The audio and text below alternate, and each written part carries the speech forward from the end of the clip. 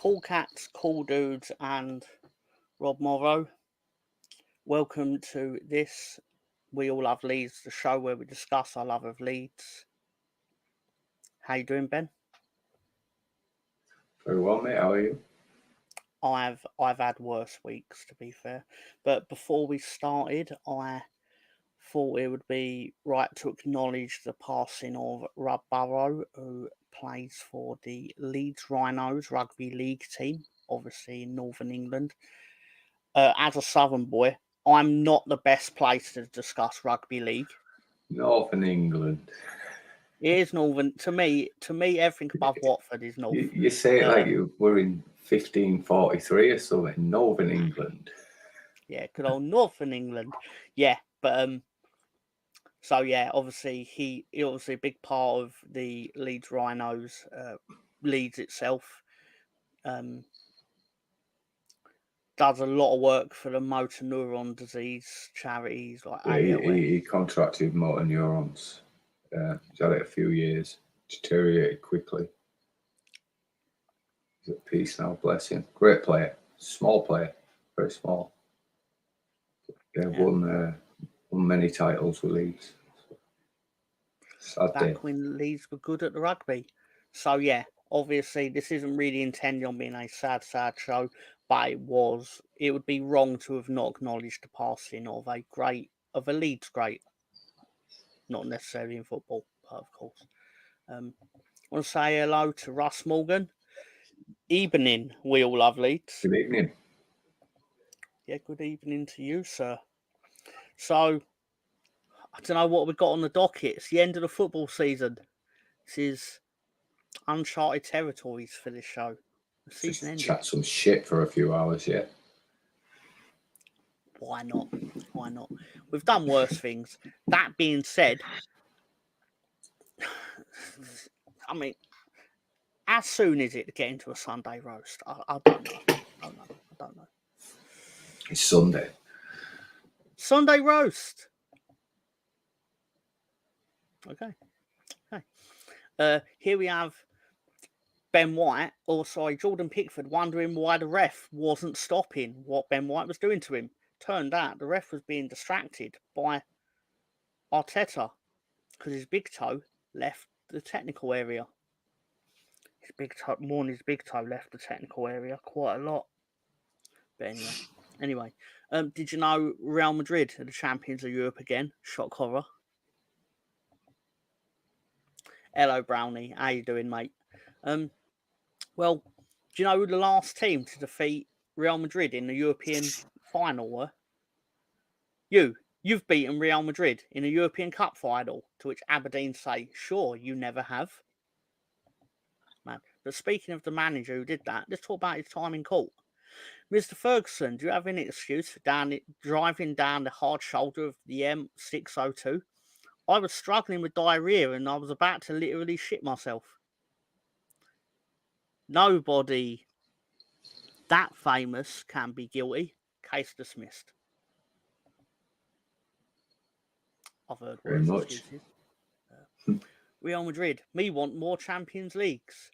And I spent $20,000 of benefits to look like David Beckham.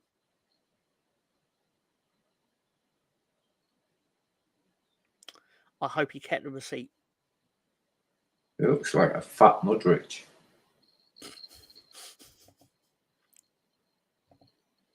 $1984, I think it was Eric Black who scored the winner. Thank you, Brownie. I'm not going to double check it. I'm pretty sure you know. I'm pretty sure if Brownie says it's probably right. I do have a very, very quick review of the football season outside of Leeds United. It started in August, unsurprisingly, with Here Comes the Football. Lots of football. Did you know the fourth officials were counting up to 20 minutes of injury time in every match this season? Wrexham played Wigan in one game. But this is how the commentary went. Listen, shut up a second so we can talk more about Wrexham. I love Wrexham. The media love Wrexham. Harry Kane had a big decision to make in August as well. Premier League goal scoring record or win any trophy. Let's see how that went for him. We'll revisit that in a minute. How do you think that went for him? Anyway, Newcastle were in the Champions League for the first time in a generation. That's what it looked like when their Champions League groups were drawn. Poor lads. Poor lads. Can you imagine a world without VAR? You get shit refereeing in the Championship. I'm hired by Birmingham City. That's right, boys. Wayne's back from the gutter and he's going to be managing Birmingham. Let's see how that went for him. Everton ended up in a legal dispute, but let's compare the legal team between theirs and Man City.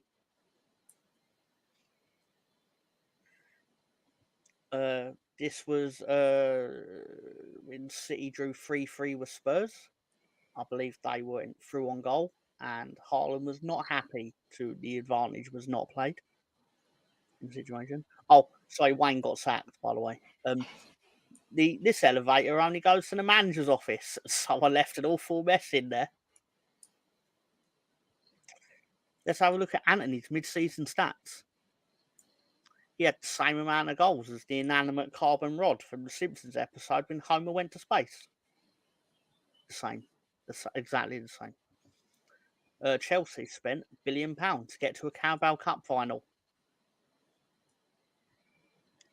It was also announced that Jurgen Klopp's dead. Oh, no, wait, sorry, dead serious about leaving Liverpool at the end of the season.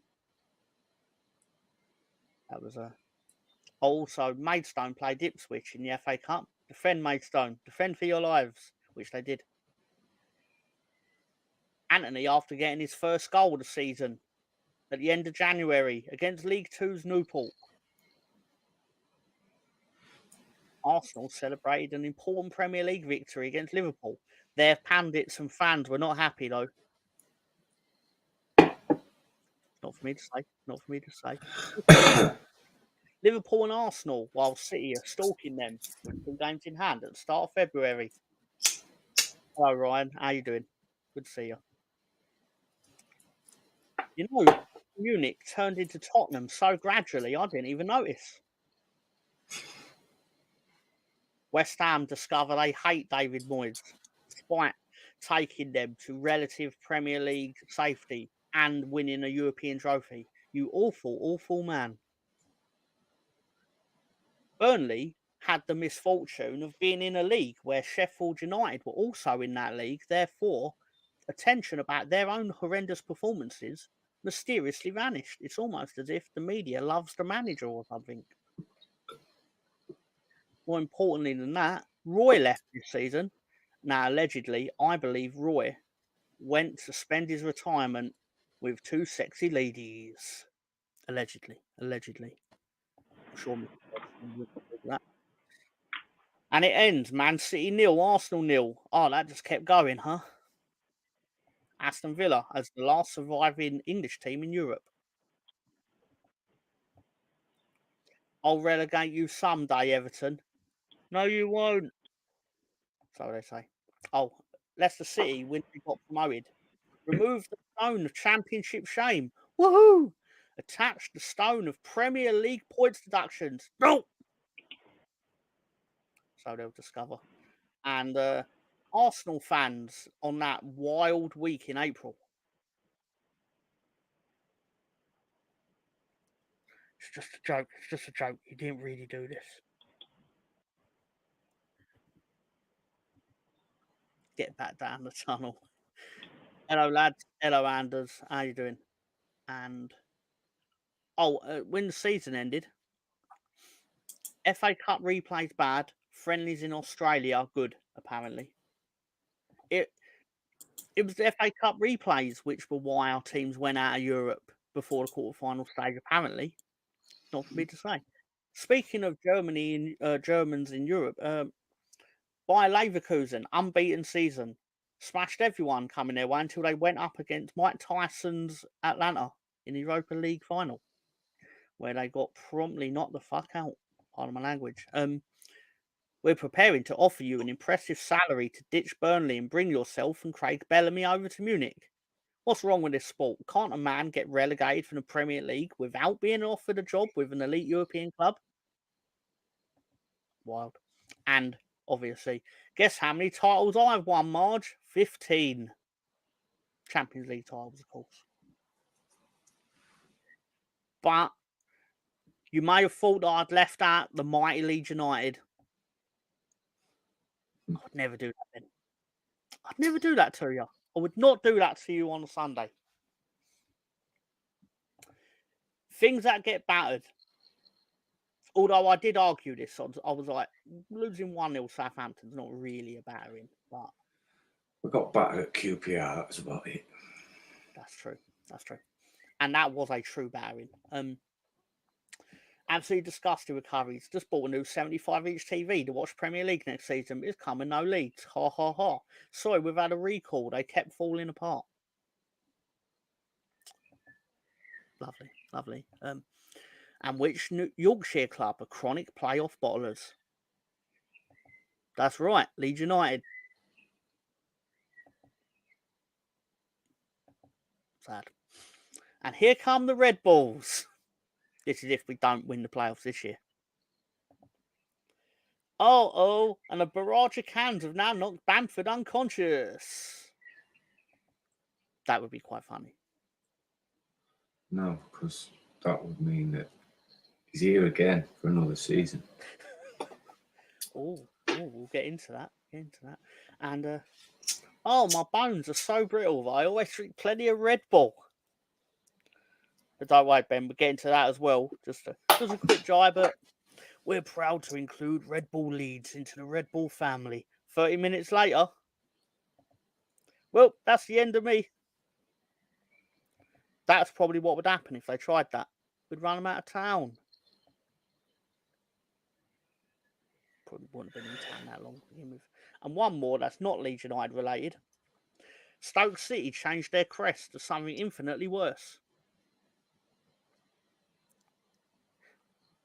I'm pretty sure this is on the Gaviscon but Leeds badge levels. They must have changed it by now. There's no way this could still be a thing. And that was the first time I ever saw Stoke City's new badge, and I didn't like it one bit. So, anyway, that's enough for my slideshow nonsense. Ben, what do you want to talk about, brother? Well, football, Leeds.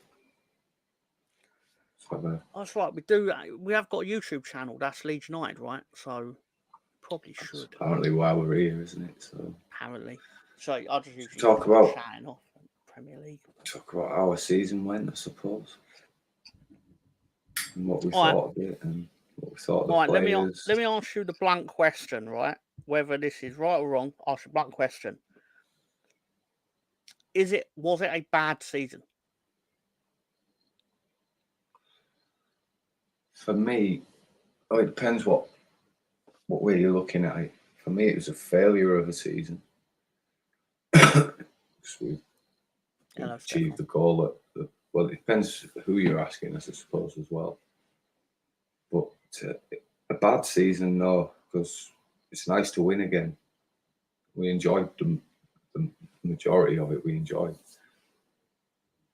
but the way it finished was, it was hard to take, really. The prize was there, and then it wasn't, and then the prize was there, and then it wasn't. So, but a bad season, I wouldn't say it was a bad season, but it was a failure overall for me. That's fair. Because there are people out, pardon my language, you fuck off now. Fuck off. Go away, Stefan. Fucking Ipswich, fucking, pardon my language. Sorry, no, seriously. It's fine.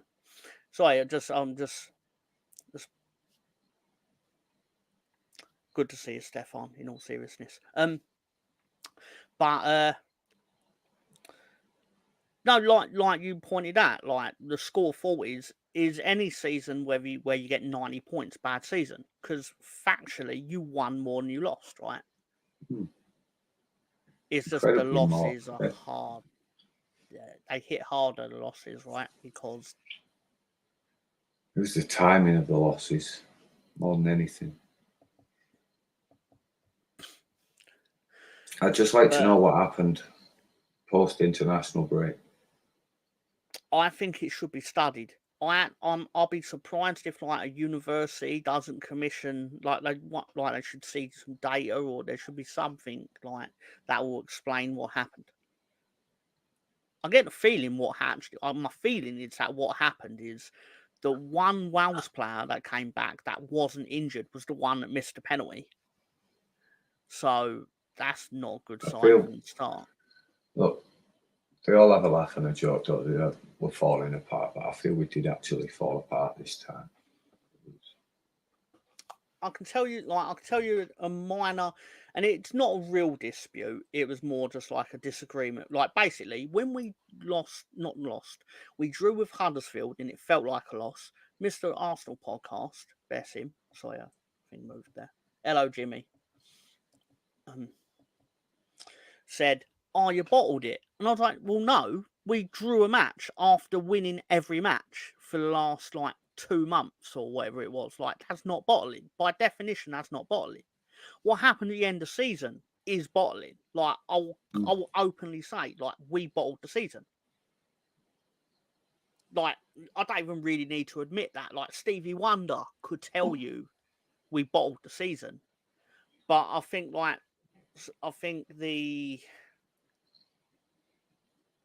it's just sorry, Jimmy. We did acknowledge Mr. Rob Burrow at the start of the show, just in case for rugby league fans and just humans in general, really. I think it's just the way we bottled it. Yeah, it's more disappointing. Like even Wembley, we didn't show up. We weren't bad, but Southampton were a little bit better. You've got to shoot to score, and I just feel I don't think we did enough of that this season, and I know that sounds absurd considering the amount of games we won. I think the majority lies with the manager, to be honest. Hello, CB. I just feel that there was options there for him all season to change things, and he just ignored it. Whether it's down to trust in the players that he's got at his disposal, or just lack of tactical nous, I don't know. Hello, CB. Hello, Alex. How you doing? Well, yeah, like I've been a Fark defender because obviously, like, it's no secret. Like, I defended Jesse Marsh, which would imply that I know nothing about football, which I'm prepared to stomach. Like, I will sit here and people go, "You're an idiot. You defended Jesse Marsh." It's like, well, no, I defended the current Leeds manager, which is what I will generally always do, because I do not want to be a club that has 4 managers in the season. Because what team do you know that has 4 managers in the season and is generally a successful outfit? Doesn't happen. But I'm just like, hello, Gary. Good to see you, Gary. This is obviously we get into this again, but this is where I stand. Like, he wasn't good in his first season at Norwich. I'm not saying he wasn't right? good. Yeah. Not at all. 90 points. No, I know what you're getting at. Yeah, I just feel that there was options, and there's a reason he didn't use them. So we'll see. He's got a full pre-season. He can bring in players he wants. Got time. So let's judge him on the end of this season. If he makes it that far. Thank you, CB. Exactly. That's exactly who I was kind of like getting at about Chelsea. Yeah. But it's hard to describe it without, because they generally do that to then ensure they're maintaining the success. But we're not spending hundreds of £1 million per season. So, you know. I'm not Farker out advocate. Yeah. No, of course not. I just there are got people frustrations far more with negative about him. Yeah. Oh, look, we've got far worse managers than that. Far worse. Yeah. So, yeah, I'll get behind him. It's one of them. But I have questions, obviously. It's the end of the season. It's what we're here to do. Pick it apart. Oh, hello, everyone. Everton fan, beware. It's Richo65. Is it I'm guessing it's Richo. Richo, yeah. He looks English to me. Yeah. Hello, Richo. How you doing? Good to see you. I'm surprised you're back, actually. But no, seriously, good to see you. But no, as I said, like I wouldn't have you as a fuck out person. As I said, there's a lot of people that are far more negative on Daniel Fark.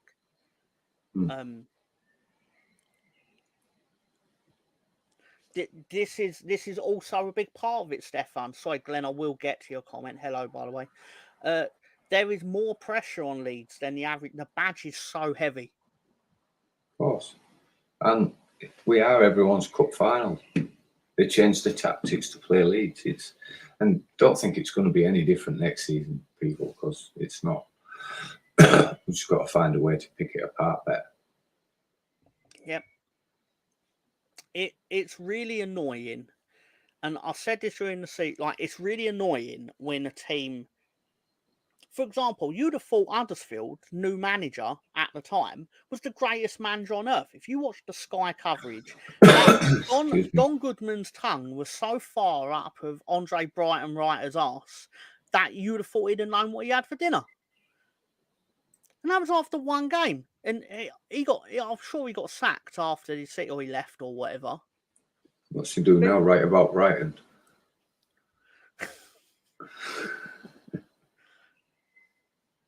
Can't believe I laughed at that. I'm upset myself. But no, Glenn says my biggest problem is that more and more question players' integrity of the plan. Yeah, just I'm upset. Don't get me wrong. A few of them cried at full time. Like, look, that team was knackered, man. It's been played 46, 49 games. The majority of them, they were knackered. They've had nobody to freshen them up mid-season, or it's just been a constant slog for the majority of that team, and that's what I put that down to. It was a tired performance. We slowed up considerably towards the end of the season. The attack build-up slowed up massively, even the counter-attack. So I will get back to this, Stefan. They literally were saying, like, oh, this team has the most breakaway goals. I was like, what have you, did you stop count? Did you only count up until like February? Because we didn't score any of these breakaway goals in the last third of the season.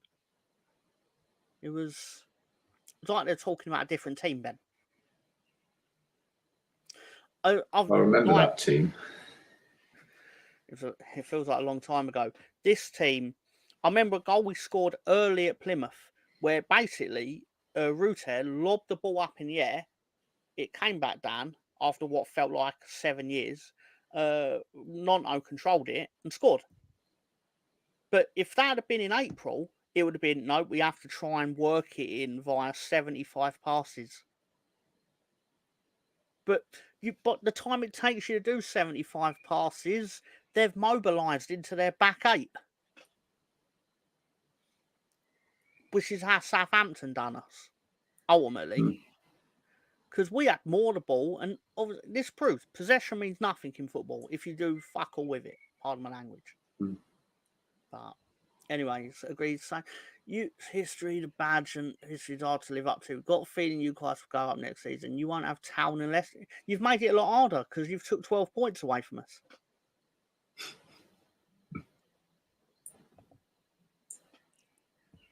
Because we got the beat Ipswich and Leicester twice trophy. Just saying, it's a real trophy. It's not. It meant nothing. No more parties coming in to show them incoming day to buy Everton. Merge with Rex. Well, I fear that whoever comes in for Everton needs very, very deep pockets for the foreseeable future. It's going to be, how do you feel about lots of debt? How do you feel about covering Richarlison's wages? He don't even play here anymore. How do you feel about being sued by 4 clubs? Yeah, I'll see you in court, Richo. I mean, I won't. I'm not going to be there. I'm not that lazy. They're all saying hello to each other. Less passing back. If we get the ball in the edge of the penalty box and it ends up back at Melier, oh my God, it makes me want to choke something. Sorry, I just infuriating. I'll get you a rubber chicken. Yeah, sure. Why not? Thank you. I mean, I've already got enough poultry. Sorry, no, sorry. The Cyril the Tom's a Duck, chicken farmer, by the way, and he's yeah. Sorry. Yeah. I think you're right, Ben. Needs to send me psychophrenic. Was that right? Did I read that right? psychophrenic, yeah. I'm sure they'll tell me if I haven't. Not that feeling. 100%. Thank you very much. What was your favourite game of the year?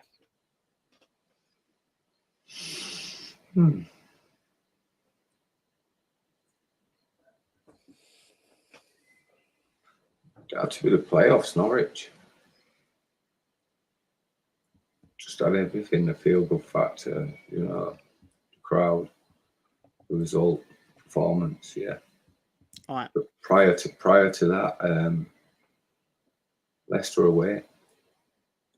That I argue that was a more complete performance because it was we beat the champions at the champions. We stopped them, but we did it well. Yeah. We sort They of only did had a shot on what goal in the 90th Southampton minute. did to us 3 times. Yeah. Chelsea, right? That's a fair take. I thought we played really well with Chelsea. Yeah. I was going league, so yeah. Yeah. No, that's fair. No, that's fair. My favourite half of football, and I know there's a few of it, but I always felt our performance against Swansea, at Swansea. You know, that night where Sky started playing up and stuff. But just that first half, it was electric. Like they just had their foot on their throat. It was beautiful. Just it was one of them nights. It was like Norwich at home. Like everything that could have gone right went right, which is very rare in football. But yes, it is. Yes, it is, Jimmy. Any incoming players in 2025? Unfortunately, far too early for that. I mean, there's lots of clickbait and stuff, but I've got a feeling that we're going to make a real marquee signing. It's going to be. Do you think we'll? It's going to be a forward. Well, do you think we'll make the sort of signing that you have to go up on to maintain the wages? Possibly. But how do you feel about a new number 10? And then obviously Somerville's going. You put Rutter out there.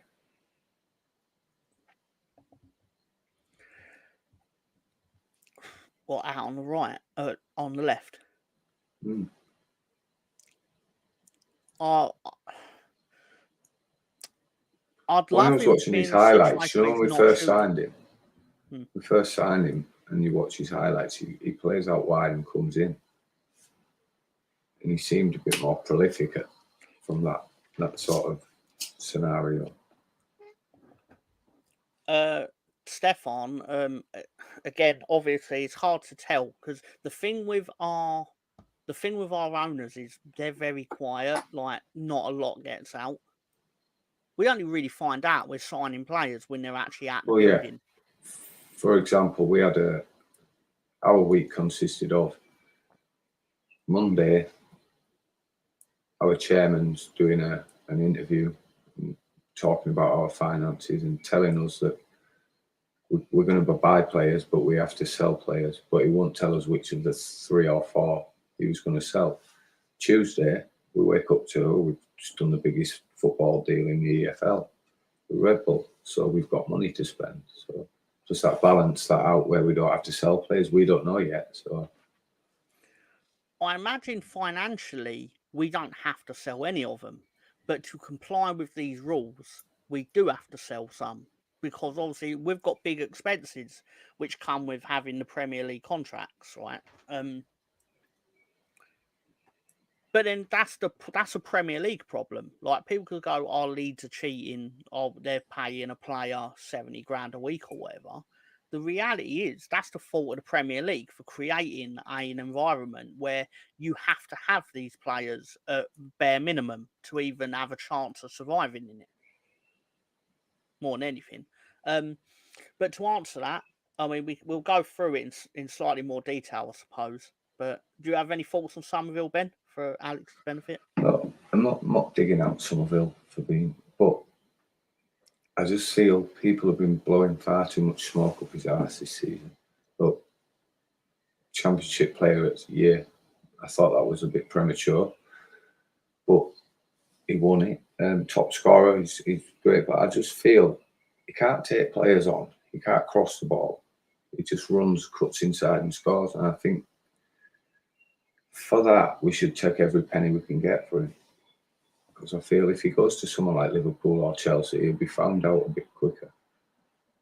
I don't think he's at that level yet. I suppose my feelings are more we need to see how much debt we can rinse them for. For a player that... I think if you get... Look, people are talking 40, 45. I think if you get anything above 30 million, that's a good deal. It costs nothing. We probably don't need to sell any of them now because we've got some of that, like you say, that sweet Red Bull cash. But to comply with the rules, you kind of have to. Somerville better than Sterling. Time may tell. But what you're talking Sterling now? Well, obviously you are. Peak Sterling, not in a million years. But look, Sterling still has something to offer in the Premier League. Maybe not at Chelsea level anymore, but I don't think Somerville's like... He's going to look ordinary in a team full of superstars. I'm not saying he's not going to get there, and I'm not saying the potential isn't there, but it's not there yet. He's had a good season in the Championship. It doesn't make you ready for top 6 clubs. Gustavo Hamer had a good season in the Championship, and now he's back there. Right. Mm-hmm. Never underestimate US global capitalism. We'll be getting a free Archie Gray plastic toy of our Big Macs before you can say Pepsi. As Somerville's confidence grows, so will his price tag. Well, I liked him to have had confidence at Wembley to actually, take... Do you not get the feeling from Somerville that it is all about him? Yeah. From his celebrations to the fighting over the penalty to... It's just all... He's very greedy as well. As many times the pass has been the better option. As you hear about on other shows, like he was told to not leave. He was told to not leave the country for his birthday, and then he's posting from Holland. That, it's funny, but it still tells a story, I suppose. And yeah, we laugh like, he had no respect for Jesse Marsh or whatever, but like, is he going to try that shit with Pep?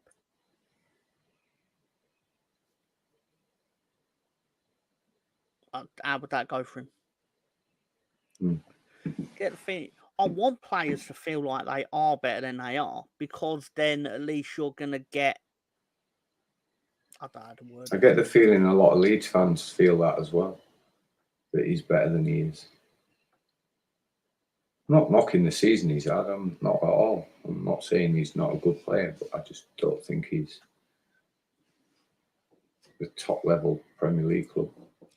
Obviously, if he's still a Leeds player on the first game of the season, you still put him in his best position, and you hope you get the best out of him. Like, of course. Yeah, he walks into our side. Of course he does. Yeah. He don't walk into Chelsea and Liverpool. As I think Russ Morgan said it, he said it, like, I don't want to do the thing where, because a player wants to leave, you then sell him for less than you can get for them just to get rid of them. Like, oh, if the player don't want to be here, I don't want players that don't want to be here. No, I want good footballers. I don't care whether they want to be here or not. Obviously, Like the Man price United, helps when you've got more than one club wanting the player. But yeah, if you have to push that player out to a club, then you're obviously going to get less for him. like I suspect Everton thought, oh, if Nono wants to leave, we'll just tell Leeds what we're going to pay for him, and they'll have to accept it. And I'm pretty sure that our owners, to be fair to them, had the backbone to go, well, no, you're 1 year into a 5-year contract, mate. We ain't got to sell you to anyone. Again, second year, bit of a different thing. Like, I would sell him now, but see what you can get for him. But do it properly, yeah. But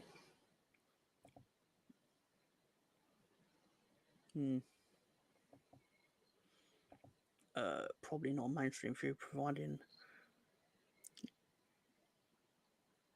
you'd sell all six of them.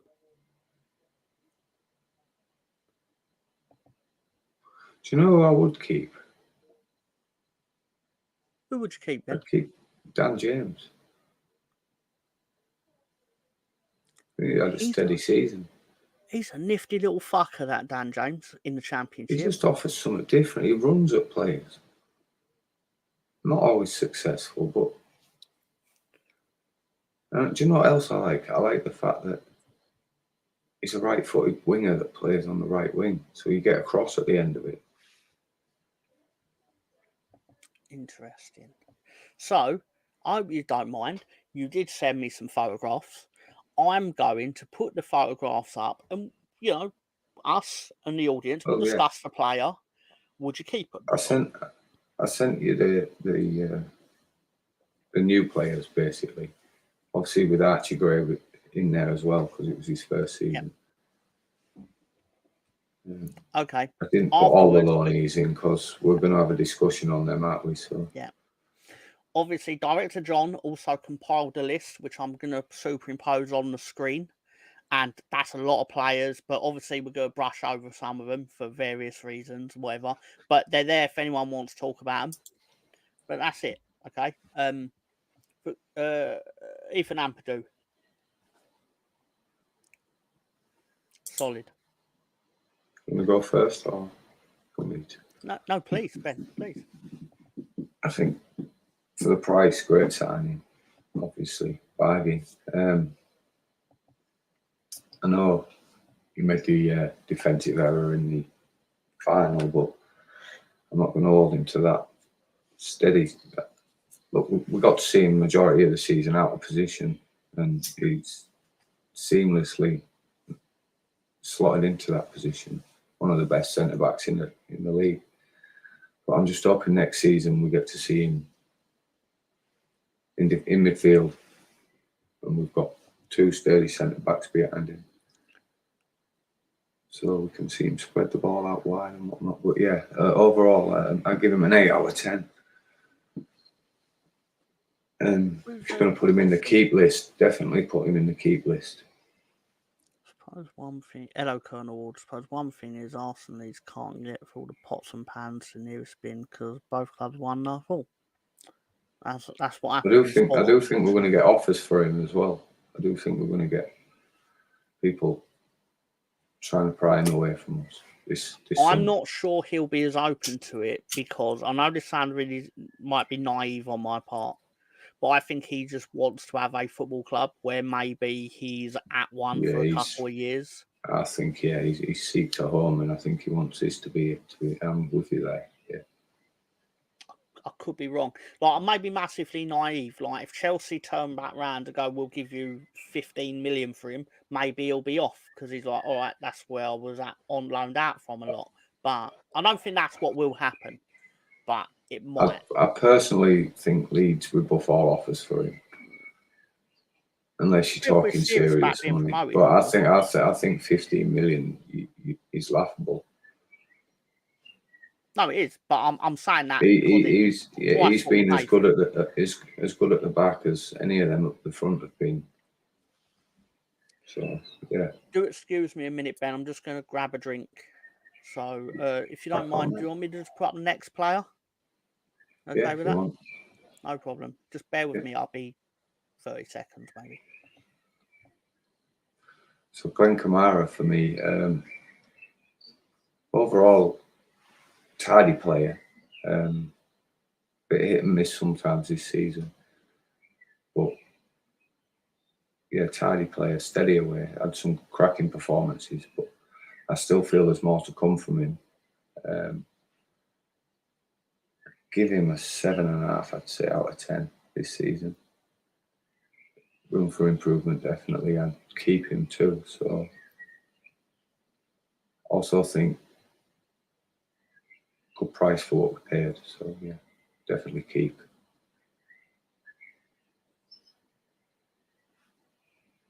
Tom, when he gets back, has got some comments on it. Sorry, guys. No, I agree pretty much everything what you said, Ben. I always thought he was my favourite of the three. Of the midfielders, I always thought he was the more dependable. Like, I know Gruev had the, like... Gruev's a better passer. He's tidier with the ball. But he's like a dog. In the Leicester game, the 1-0 win at Leicester, he was all over the pitch. It was fascinating. Do you think James... I just wish he'd shoot. Get over the chair. Sometimes I wish he didn't, because I saw what happened when he did. No, but look, not every shot's going to be that way. And hello, Gary. One of them shots that is going to be that way is going to take a nasty deflection. Especially in this league, it's full of deflected, scrappy goals. Just shoot, man, shoot. That's good touring. Sorry, what? You know what? No, sell out. Do you know the only reason? Do you know the only reason I'm pissed we've done a deal with Red Bull? Because of red. It's because I hate their Formula One team and I hate Max Verstappen. Fucking wankers. I'm very brand loyal.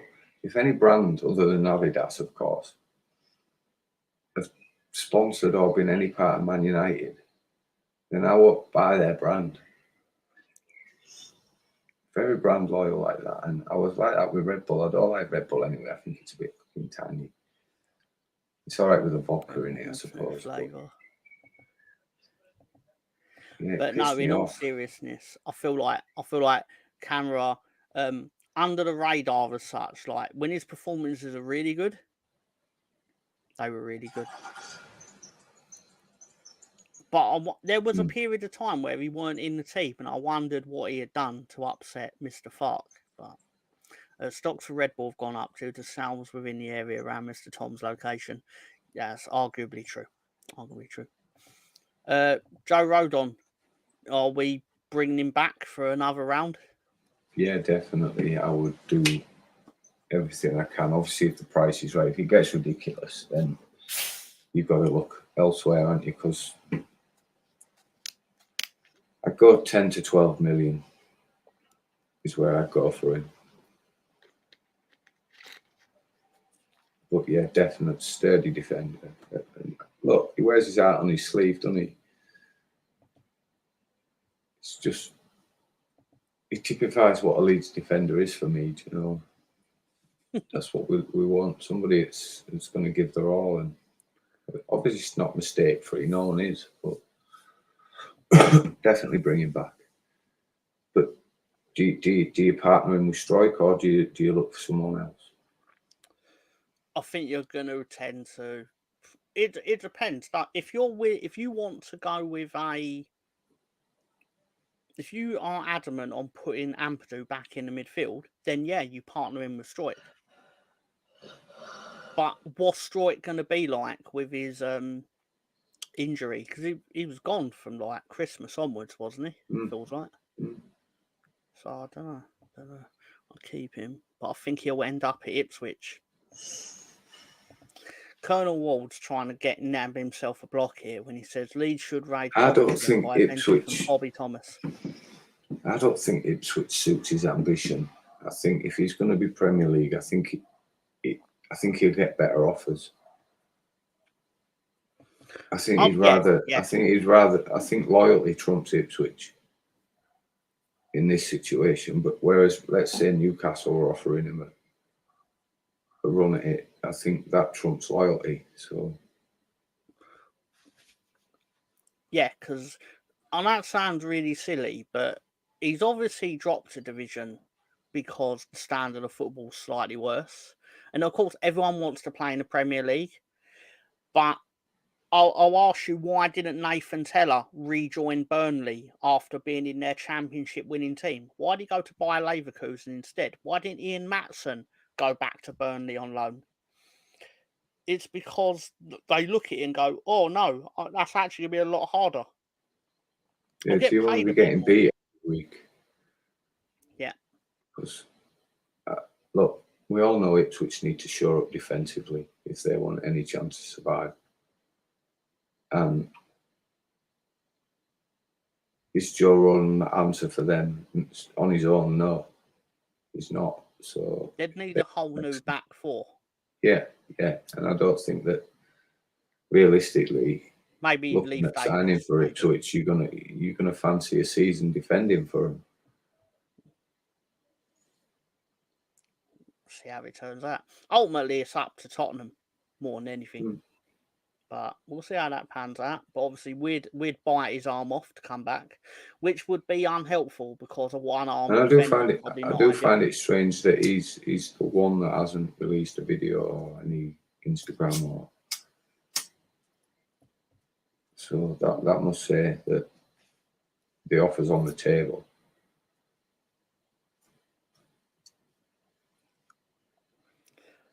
I wonder what he thinks of. Who knows? We might look elsewhere. You don't know. I mean, he's not the only defender available. I mean, there are Big Six teams that have defenders that need footballing experience.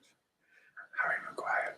There are 5 Big Six teams of the Big Six teams that have players. I'd take Harry Maguire. I would, and I'd let him sweep the changing rooms.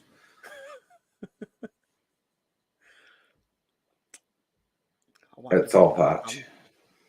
It's your boy Gruev. Now, you have to depend on that team to make a decision on keeping a player. He's yours. You've still got Maximilian and Christian come back in. We'll get into that, Colonel. Don't you worry. Gruev, what do you make of him? Yeah, I liked him. I think he went off it a bit at the end. But he got injured, didn't he? So I'll let him off for that. But yeah, tidy play. I like tidy midfielders. And he's tidy with the ball. So I think he complemented the midfield quite well. Yeah, I thought, again, it's another, like any player, like when they were good, they looked really good. Plus his free kick against Norwich was genius. After we sat here going, we don't score enough from set pieces, and then he must have watched this and gone, I'll fucking show you, Mr. Tom. And he did. So congratulations for that. Well done. But I'd have preferred it if you'd have showed me a bit more at Wembley. Anyway, sorry, what? If you'd done that free kick at Wembley, mate, there's not much I wouldn't have done. Anyway, Archie Gray. Right back on midfield. I don't know how he is as a midfielder because he's spent most of my memory as a right back. He's a class right back, isn't he? He was good. I wasn't enamoured with him at Wembley. Like, I felt like I was annoyed at how much he got the ball at Wembley because it was like, why are you giving the ball to him? Why are you putting the pressure on Archie Gray when Somerville's over there hiding? I felt he turned into Sam Byram, didn't he, at Wembley? So he was over there. He just kept cutting in and passing it back. Like, I'm not on this, like, I'm going to kiss Archie Gray's ass because of his links to Leeds, like, because generational. Like, his family's been linked with Leeds longer than I've ever been alive, sort of Do you thing. know what? Like, I Do you know get what that. I noticed at Wembley as well, that more than anything throughout the season is when Leeds have a man in front of them with the ball, when Leeds have got the ball and there's a man in front of them, they opt to pass rather than beat the man. Run with the ball. Do you know? It's like running with the ball don't exist. Whereas Southampton did run with the ball and they did take players on, and that's how you get your success. And that man's out the game then, do you know? Rather than take 6 passes to try and get it round him that way. By that time, he's got support. I'll answer this, Colonel. Why does any club buy a young, promising footballer? Why does any Big Six team do it? Because it costs them less to do it now than it does 2 years' time when they are proven. That's why it happens. And that's why it's And if they're usually not bad for them. proven, that the worst they're going to do is get the money back. Yeah. I agree you would get 0 game time. So that's why it's obviously not a great deal. But at the same time, the Leeds owners are not thinking of the grey dynasty within Leeds, are they? They're thinking of I do what think that keeps he's the what one. keeps the I Football think League he's the Club in winning. one. Look, I know you heard him say he can't name names, but I think he's the. They're not stupid. He's the one gem that you can take 40 million for now, but he's going to be worth a lot more soon. And you can build a team around him. At right back. No. All right, so we've got 4 central midfielders: Ampadu, Gray, Kamara, and Gruev. You plan Ampadu and Gray. You see, it depends what system and what other players you're bringing in at you. But yeah, you play Ampadu and Gray, but then you've got to cut somebody anyway. Even if you put him, got to cut one of them. Which one do you cut? But yeah, you build your system around him. You give him your game time. You make him your.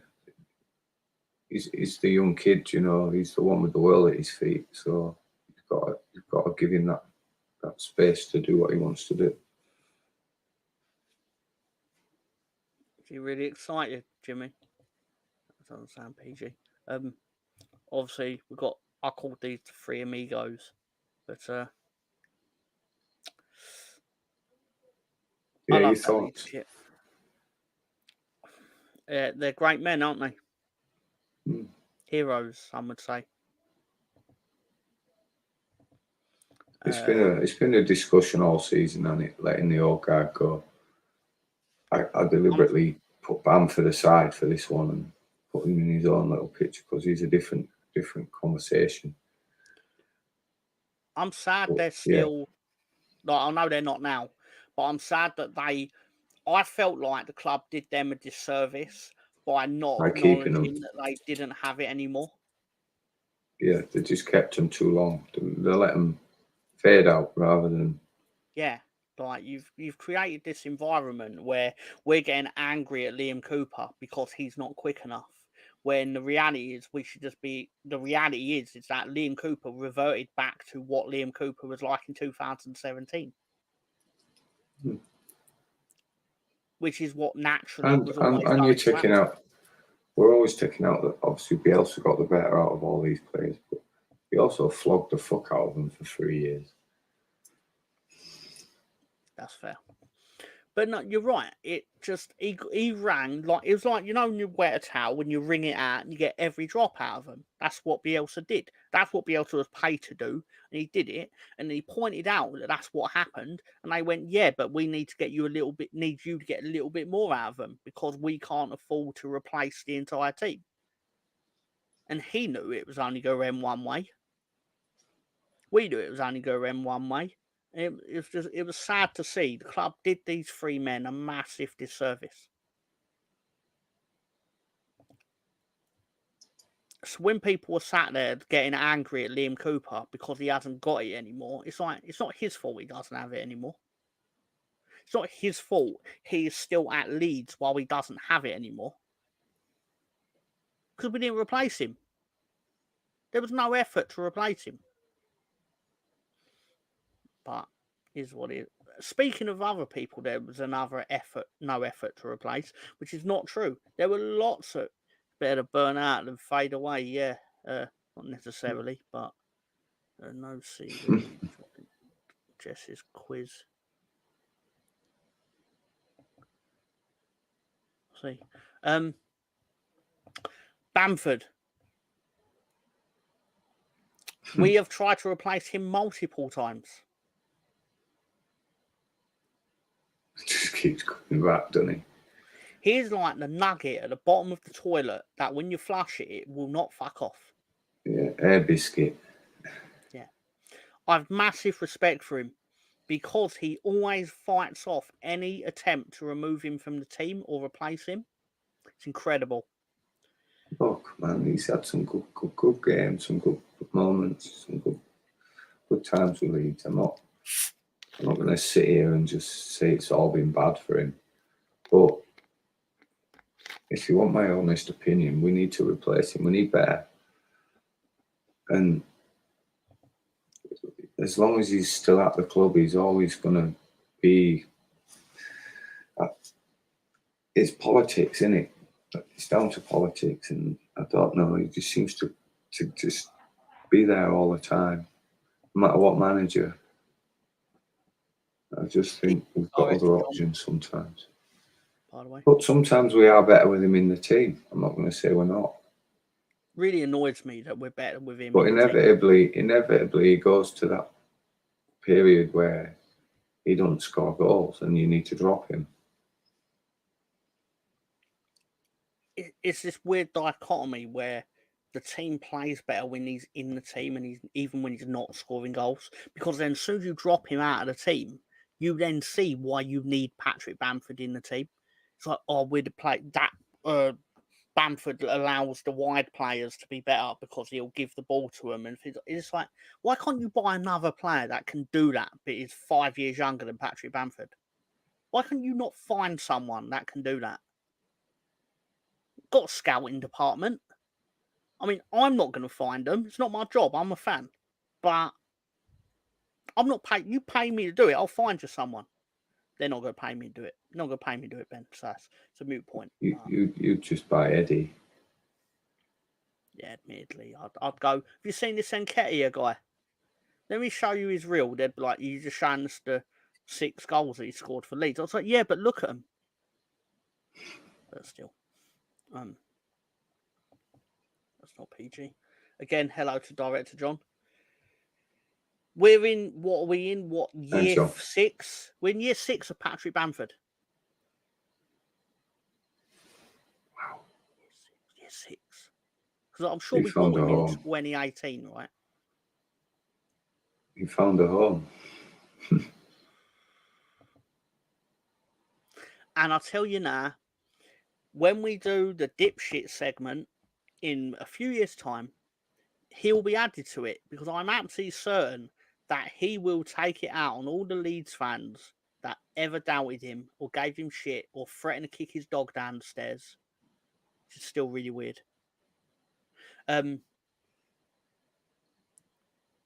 He'll be he'll Don Goodman it. Because everyone's buying. You know he's on Sky in Leeds, don't you? Yeah.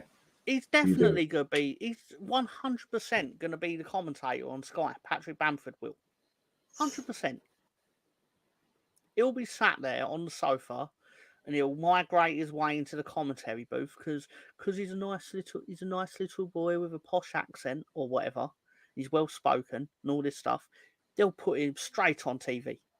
He's going to go to Andy Hinchcliffe's School of Commentary. It's a real thing, Ben. I promise you it's a real thing. I know I talk about it like it's not real. It did not sit well with me, Stefan. I thought, why? Just because he's missed an open goal for 2 years doesn't mean you should threaten a dog. Anyway, BBC commentator.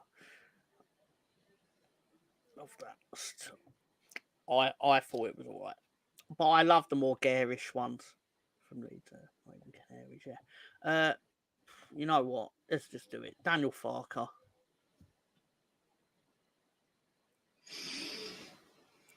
Is it the gym there? 7 out of 10. Well, you've got to give him an 8. You've got to, though, haven't you? Because 90 points is 90 points. I like to bang out about it because 2 teams did better than 90 points. But usually they don't. Yeah.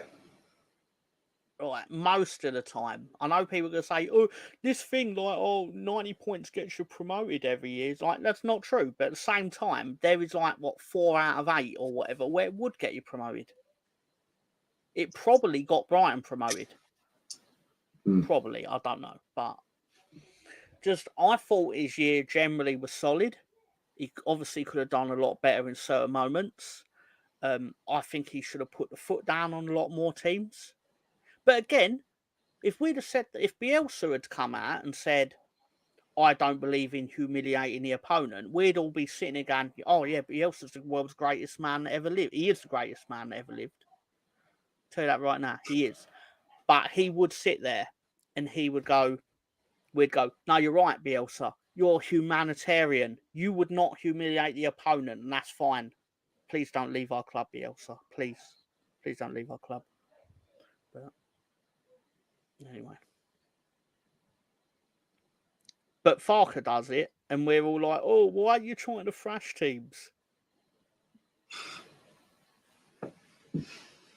It's weird. I don't agree with it because teams aren't going to not try and thrash you. Goal difference is goal difference. I think we should thrash teams. I think we should totally try and thrash teams. It's great, isn't it? Highlights reel's great. Everything's great. The reason I say that, Stefan, is because we get the feeling, because there were games where we went like 4-0 up at half time against Huddersfield. And then we just came out and like knocked the ball around like it was a pre-season friendly. I felt like he basically told them the game's won. Just see the game out. Pretty much, yeah. Whereas I'm pretty sure QPR did not take that tack with us. And Huddersfield certainly wouldn't have. If it was reversed. Fuck out. Didn't want him. I was wrong. Deserves a second crack. 9 out of 10. Felt last hurdle. After better seasons than Wilco or Marcelo. There you go. We Leeds. Everyone plays us like it's a cup final. We should prepare the same. Again, Jimmy, sometimes you're right. And that's the time where you're right. But yeah. It should be. Like, again, though, but my point is, if Marcelo Bielsa had said the game was won at half time, we'd have gone, yes, sir, you're right, it was.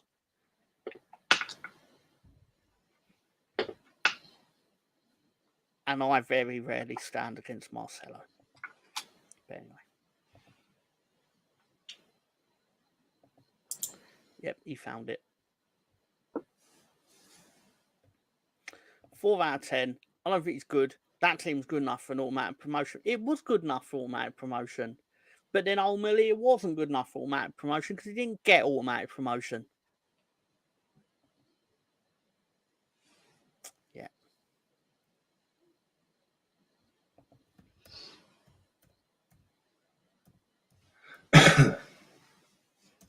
It's next on our agenda.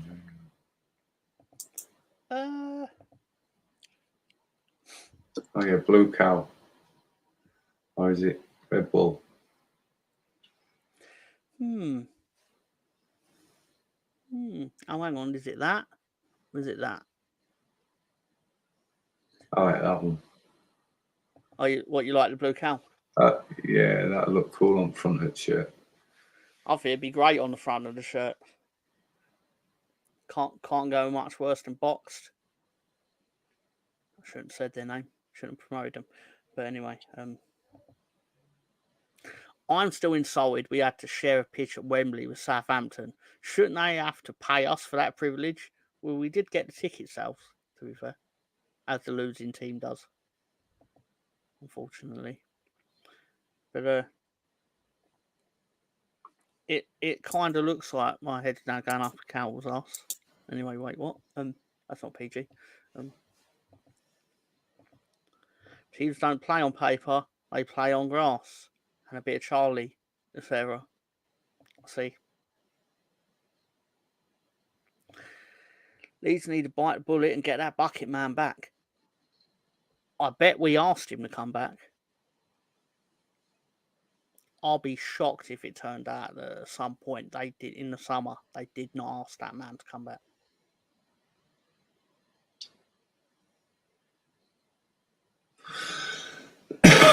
Excuse me. But anyway, that being said, Director John compiled us a nice, easy to read list of players, and we just go through them and go keep, trash, whatever. Right. So for argument's sake, tell you what, swap it over so Ben can be seen and I'm hiding, which would be useful because then I could do things from behind the list.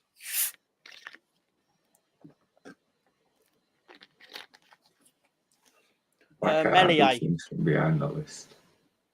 Sorry, sir? Yeah, that's better. Right, Melier. Hello. Trash. You trash the keeper? Oh, immediate. Okay. Why? Just for your viewers, at this point, if you get a non-permanent marker, then you can tick your screen. I can't do this shit live, so yeah, trash him. Not getting him back.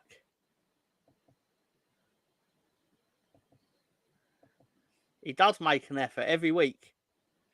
He made this. I did not have anything to do with it. Was a great manager, but no. Again, so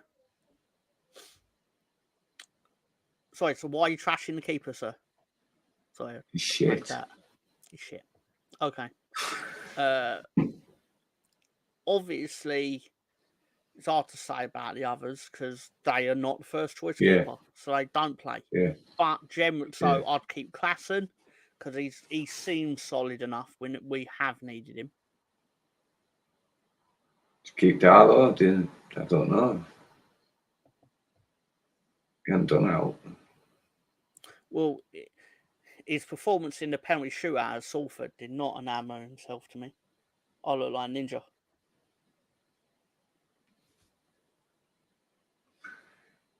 Yeah, we'll go to defenders. Yeah. All right. Junior Firpo.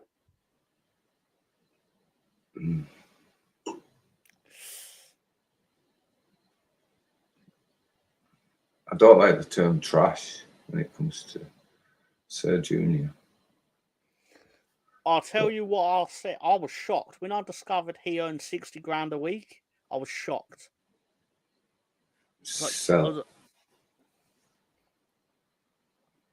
Give him to...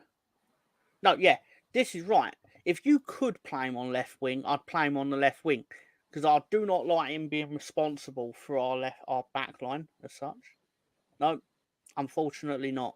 We do not have the technology to do this. But anyway. Ampadu is obviously a keep. Yep. Charlie Cresswell was an interesting one. He's not going to use him, is he? So money's money.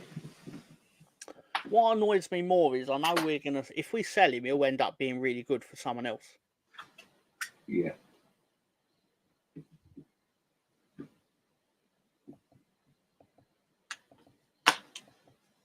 He'll be ready at the festive period. Okay. So... do that like that. Obviously, Liam Cooper's getting trashed. That's not fair to say. But he'll be getting... Tell this was wrote by an American, can't you? Trash. Put him in the trash. I'm quite interested to hear what you've got to say about Chris Moore. Oh, I have things to say about Chris Moore. Pascal Stroik would obviously be a keep. What would you make of Sam Byram? I left him out of that list because I don't know. I think It's exactly what I did, John. Sorry. I just think he's too injury prone, and he's too negative. He was better as a left winger, a left back than a right back. For me. So I would keep him because of the fact that I'll be keeping him under the assumption that he's a solid option for if something is drastic, as in you actually like your actual first choice right back is. You give him a paid player. Yes, exactly. Yeah. Plus, we didn't pay a transfer fee for him, so it. If it went badly, it went. I don't think it went too badly. I thought there was a thing where, like, whenever he played, we tended to win.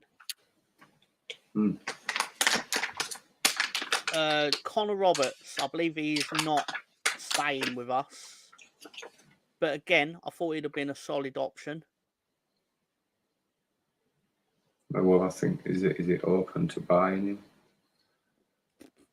Burnley haven't got a manager yet, have they? So yeah, it's hard we'll have to see where that one lies. The land lies on that one. Yeah. Yeah. I think Company obviously went to Bayern and didn't take Bellamy with him, which I'm sure Bellamy is thrilled about. Imagine your mate goes to go to Bayern Munich and you're stuck in Burnley. Anyway.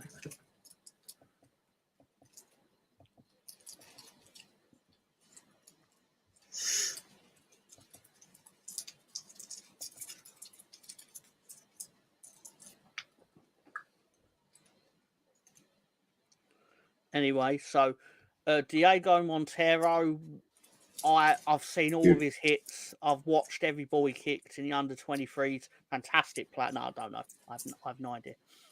And Chris Moore. Oh, Ben. Chris Moore.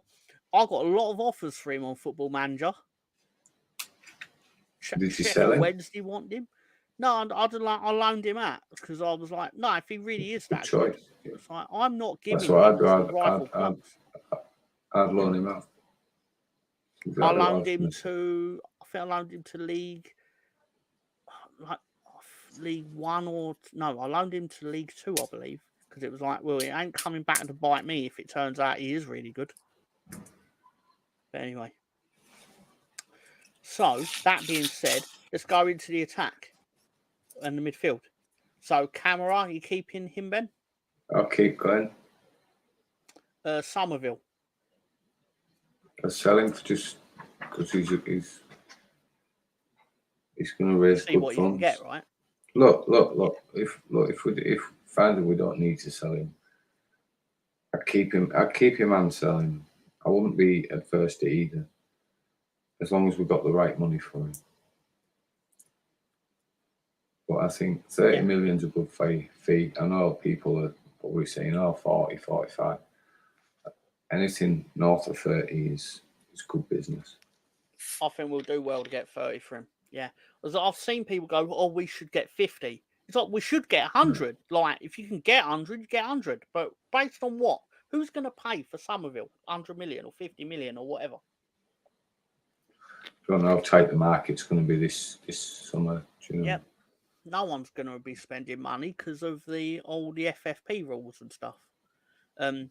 Shackleton, it's time to cut the ties with him, isn't it? Yeah. Look, I'm not adverse to Shaq. I like Shaq's. I think he gives you a shift. But we're looking to move on for that next level. So he wasn't good enough this season. So, yeah, sell him. I think it's quite telling that he wasn't really part of the plans in the Championship. Daniel James, obviously, was established. We'll keep him all day long. Very good. I admire the endeavour to actually get forward. He offers you something else, doesn't he? Yeah. And he scores goals. Archie Gray, who I believe Wikipedia did list as attacking midfielder. But, Yep, keep Gray. To be fair though, some of these offers are going to be testing. Yeah. Because if we are going to try to not cheat our way out of the Championship, we are going to have to sell people, presumably. I just think. Plus, we're going to have to replace I them. think if Leeds keep him, it shows ambition. You keep a pace merchant. Why? Because he's a pace merchant, Colonel.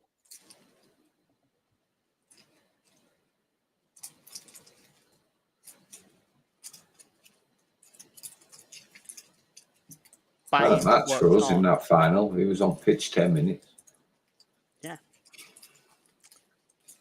Works hard, tough, does his best. And, like, again, these are all things that every club wants, right? Every club is like, every team wants a player that works hard and stuff like that. And that's lovely. But I want to have quality players that do that as well. But if you ain't got that, then you stick with the ones that work hard, right? Like, I don't particularly think Somerville works very hard. Sometimes he does, sometimes. But I think if we're on top, if we're comfortable, then yeah. But I think when backs are against the wall, no. I think him and Nonto are both lacking in the defending area. Right. On to the attack. So, Joel Peru. I'd keep him. I would be interested to see how he fits into the team without Somerville in it. Yeah. Because they clearly do not get along. So I'll put you over here if you don't mind. Sorry, I forgot that was on. No, I could be wrong. I get the feeling they do not like each other. So it'd be interesting to see because there's obviously a clique in that dressing room where, and not in an absurd way, like where it's like half and half, but it's very much like Nonto and Somerville. It seems very diverse split. The groups. It seems very the Dutch team under Van Gaal. Yeah. There was a racial divide, wasn't there? Yeah, massive racial divide. But, yeah. But I get the feed because I used to get the feeling that Somerville and Nonto would purposely not get the ball to Peru. And it was detrimental to the team because these things shouldn't dictate stuff. But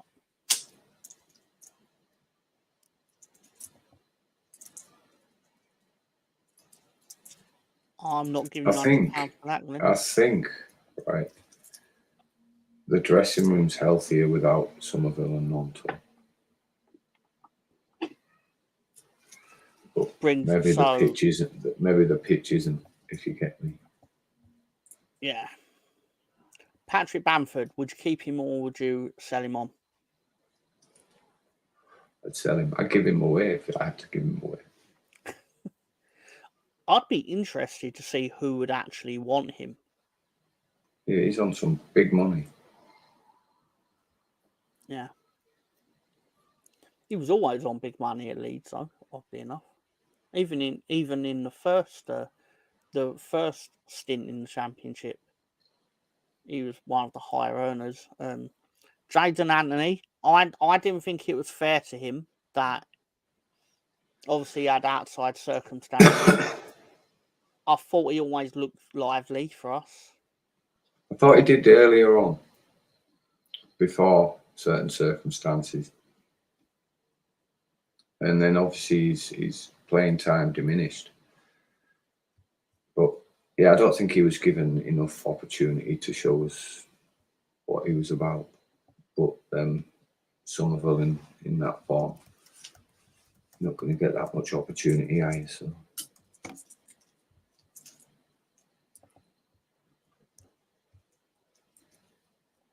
that's the first thing I've agreed with Chris Baldwin on tonight.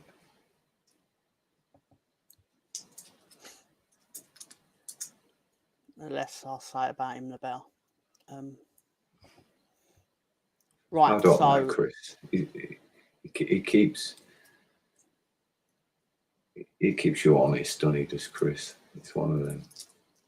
Sometimes sent here to test you, sometimes not. Sonny Perkins, keep or trash? I don't have a clue. Well, no, you get rid, don't you? He's obviously a bad apple. I think we sold him a bill of goods. Like, if you'll get first team football.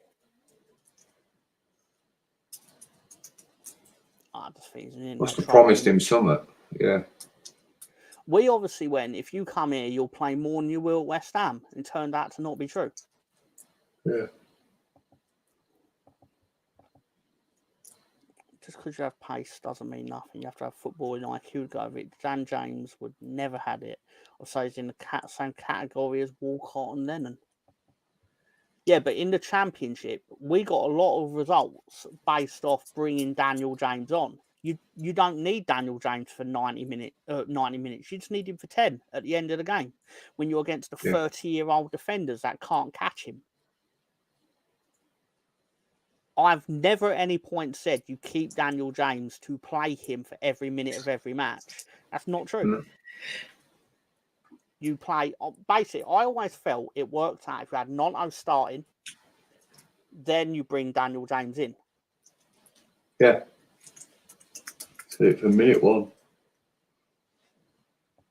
Oh, we need a lot of players, Chris. A lot. And but we don't need to sell everybody. We need a squad, not just a team. Yeah. So are you on board with keeping Ruter for another year? Yeah, definitely. Yeah, I like Georgie. I think obviously get fit over summer, over rest, let his injury heal properly. Won't surprise me if he needs surgery again. I was really upset that it went badly for him near the end because he's someone you just want. I personally just want to see him do well. Yeah, he's a happy soul, isn't he? Yeah. It makes you enjoy football. Yeah, even if he went elsewhere, I'd want to see him do well because he just seems like a nice lad.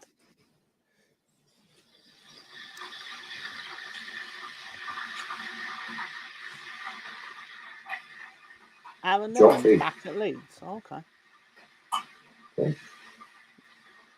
I had read that somewhere, but I don't know. So Wilfried Nonto, he gone, right? I'll sell him. He'd be the first to go for me out of them all. I'm not here to obviously perpetuate rumours, but because we generally don't do that. But I had read that within 2 hours of the final whistle at Wembley, Nonto's agent had submitted a transfer request, which I can 100% believe would have happened. Yeah. But whether it is or not, irrelevant. Excuse me. Regardless of politics, on football alone, I'd cash in. I don't think his head's been there this season fully. Maybe at parts it has, but I don't think he's as great as everyone thinks he is. Maybe he will be one day, but he needs a new start somewhere else for that to happen. He's a great sell for FFP purposes because, keep in mind, obviously we paid 4.5 at most 5 million for him. Yeah. So even if you get 20, you're 15 million to the good. But still, just it's at the end of the day, you came back, like you realised you weren't going to get basically it was either not play football or play for Leeds. Chose to play football for Leeds, and ultimately, yeah, an okay season. Like got stronger as it went on. Scored an amazing goal. I feel that the result of the season and how it ended up has put a bit more bitterness back in fans' mouths regarding Nonto. Oh, the goal we scored against Millwall was fantastic. It will never not be a good goal. But ultimately, he still tried to get away from us. And he's going to try again this summer. I mean, I'll be shocked if he doesn't. I'll put it this way. Sorry, I'll move this. I'll put it this way. If it turns out that he actively does not pursue a transfer away to stay at Leeds United, it will forgive him for what he did last summer. It'll be squashed. But I'm assuming he'll be gone. Anyway, Joe Gelhardt. It's a shame, but if he's not going to feature this season, you've got to let him go, haven't you? I really thought we had and not just I thought, like, everyone who you ever spoke to about this human being was like, oh, you've just bought, like, the next Wayne Rooney. Sort of talk. I think he was a victim of... Didn't get to start enough. Sacking. He was a victim of sacking coaches. I bet if you asked Daniel Farke right now, he couldn't tell you what Joe Gelhardt looked like. Obviously, I'm exaggerating. I was more surprised than anyone that he got used in the last few games. I was shocked that he actually was getting brought on that first time. And finally, on the attackers, Mateo Joseph. Definitely keep him. Could be a big opportunity for him this season. Yeah. Should have had more of an opportunity the season gone, but yeah, keep him. Why not? Russ, I don't know if you know, but Aaron Lennon did come out of the Leeds Academy and played for us in 2004, 2005, which is probably why he's back in Leeds. Yeah, of course they are. My things on Mateo Joseph are this coming season. If he does not get more game time, then you move him on because if he's not going to be in your plans. Oh, you loan him out at worst. Yeah. But if he's not going to be in your plans to play more games this coming season, he's never going to be. So, again, then you take those steps. On to the ones I think are the most interesting. The lads that didn't want to be here last year.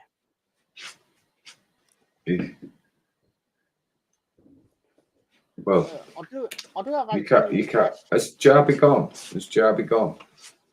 I've written. But how did Man City convince us to pay $5 million for him? Victor Orta. Yeah, it makes sense. just I know it was part of like the transfer with Calvin Phillips and all that. Get that, but still, just on the book, it's $5 million and incredible. Yeah. And yeah, Sam Greenwood has moved to Norway. So yeah, that's our Sam Greenwood, of course. Well, the one we know, not Leeds' Sam Greenwood. Middlesbrough decided to not pick up his tab for the season, which is surprising. But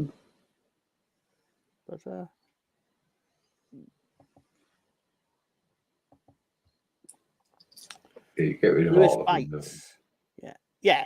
Deep down, all of them are gone because the one I dislike the most is the one I'd probably keep. If he actually shows that application, because I think this is a massive opportunity for Brendan Aronson to actually show that he can play football and wants to play football, rather than just wanting to top up his wages. Like you said, one I despise the most on there is Jack Harrison, I suspect. Yeah, and he's not on there, is he? Who's that? Berber.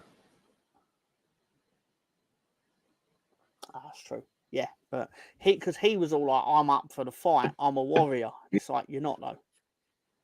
And Jack Harrison as well, just because of how he's been since he left. So, fuck off. Can have him, Everton. It's like they've seen themselves. He's a bit part player for a few games a season. And he goes quiet. He's a Bamford. Yep. he has those moments where he pops up with something magic, but they're not often enough for me to justify whatever he's on. But again, I'm just saying, as you said, like if Somerville goes, then you move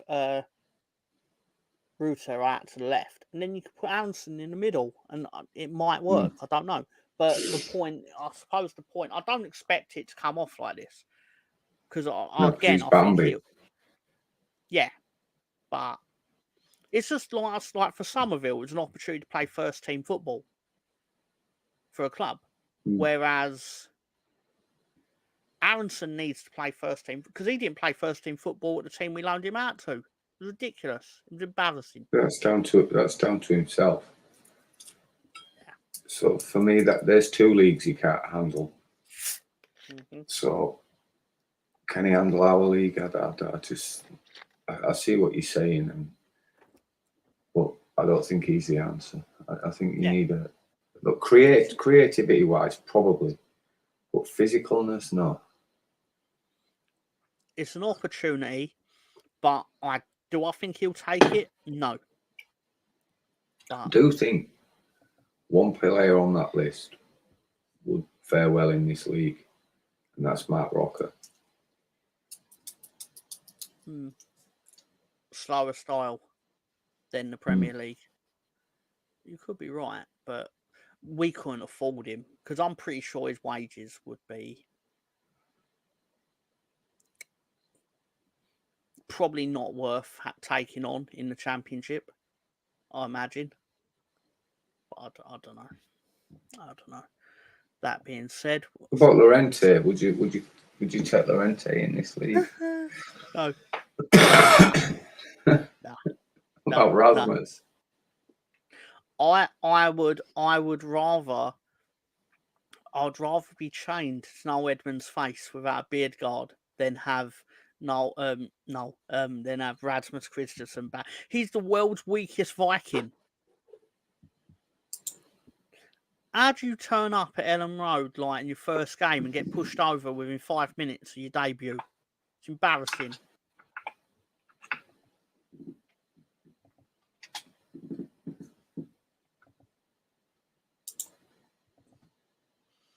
That loan squad has a lot of talent, but unfortunately bigger egos and price tags. I think the battle would be similar to 89 if that team would have been relegated in today's Prem. This is the thing. That loan squad looks really good on paper, but in the Premier League, most of them, for the most part, were shit. I'm sure someone said it already. It's not played on paper; it's played on grass. Yeah. World's weakest Viking. He is though. He was all like, I'm gonna bring the fucking fight and all that, and it was like, mate, you got pushed over within 5 minutes playing Wolves. It's all right on FIFA or whatever, you know. Yeah. It's not a I bad think team. Huang put him on the floor. Like, number Huang did it to him. I think. Can't remember, but I remember him looking up at someone like. It's like the kid that his mum used to protect from playing sports at school. He don't belong on a football pitch. Don't belong in a relegation battle with Leeds United. But anyway, so wow, we've been going on for nearly over 90 minutes on who we're keeping and stuff. Wow.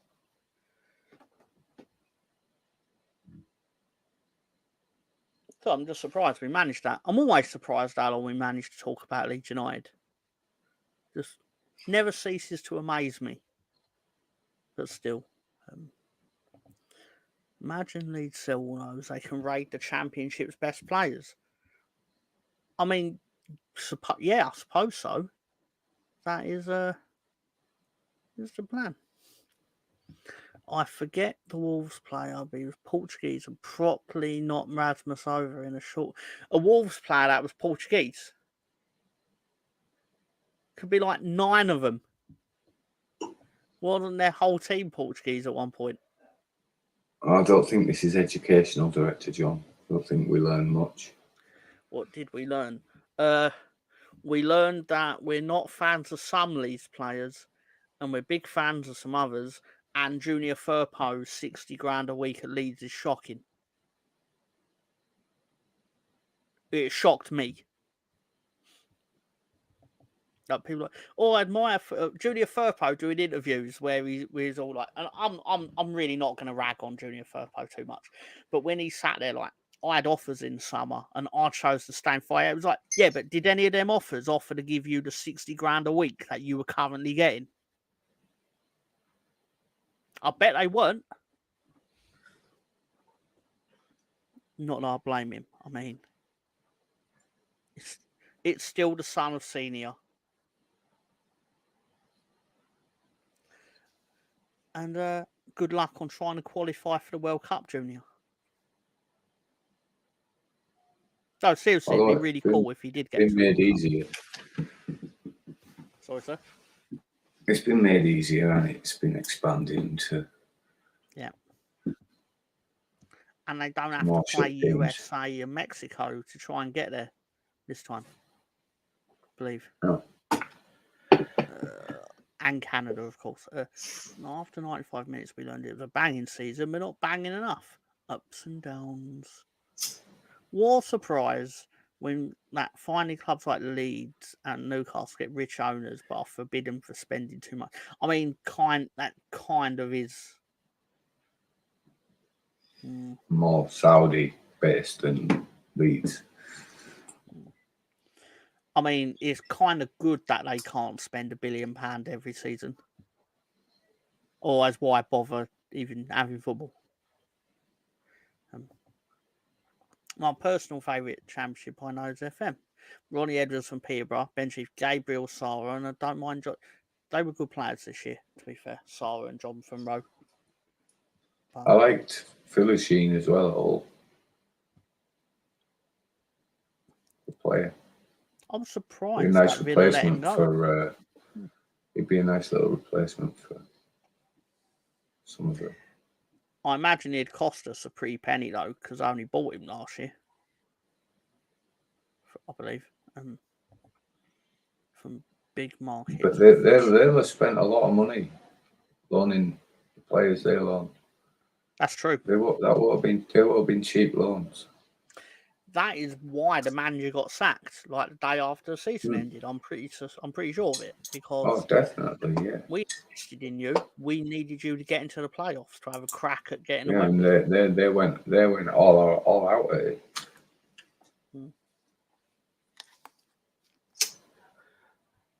It's good that once you have a billion squad, no one else can have one.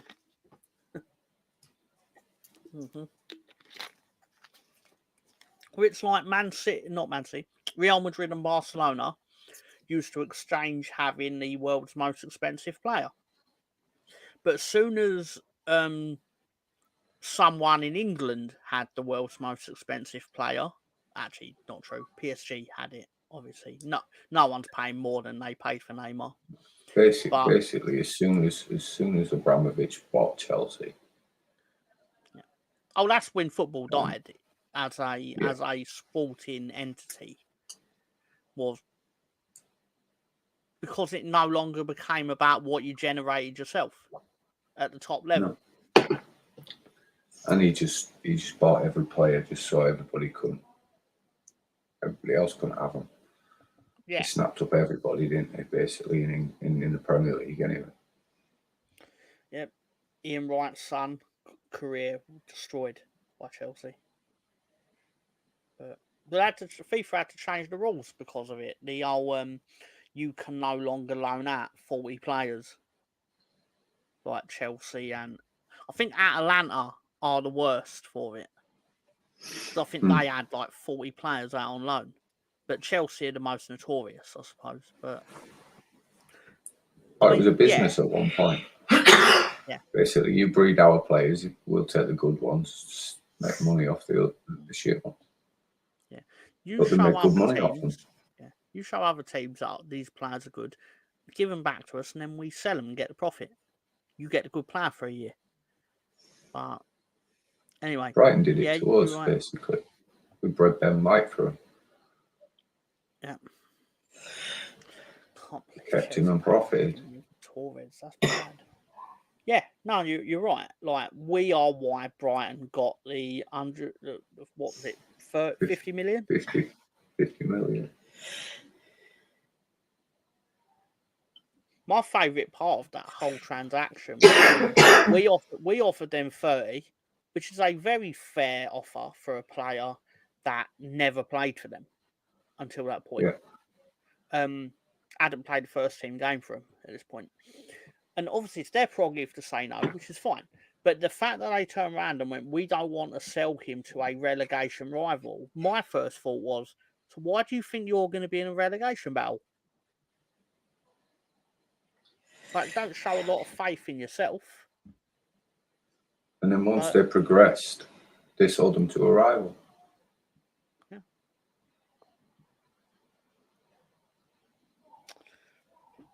It's going to do a lot more damage to him in Arsenal's team than he was ever going to do in Leeds' team. Yeah.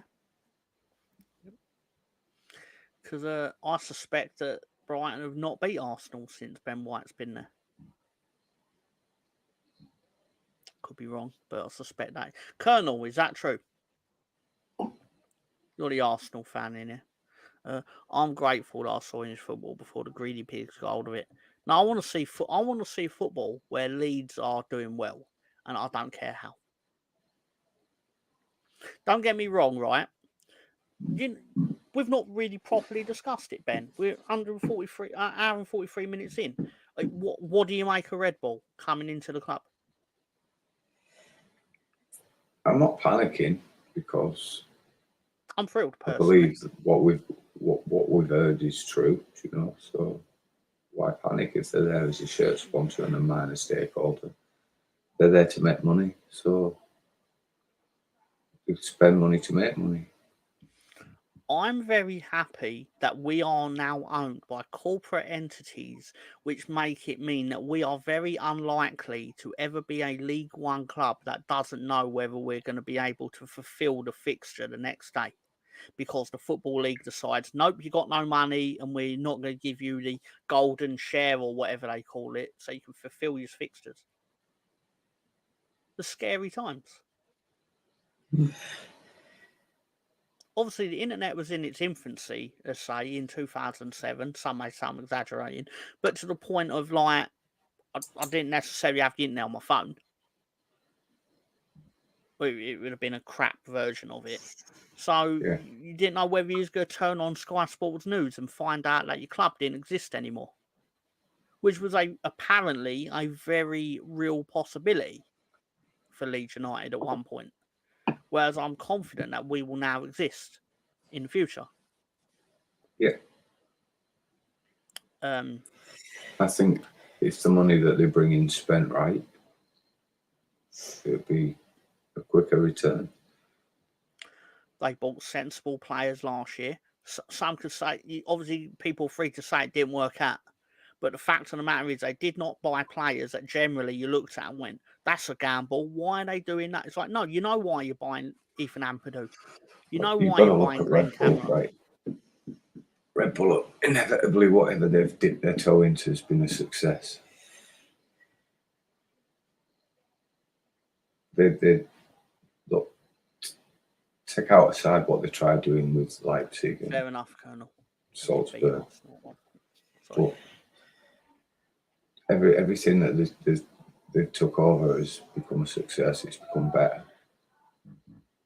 Do you know? So you've got to think that it's going to become better for us.